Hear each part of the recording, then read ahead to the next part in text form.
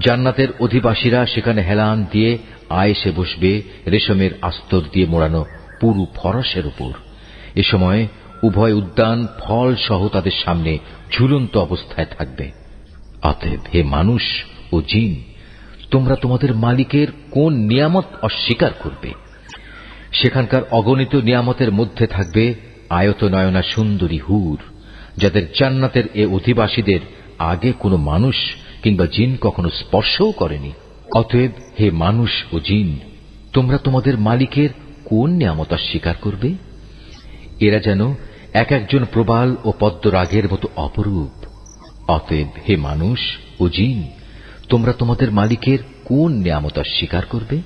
তুমিই বলো।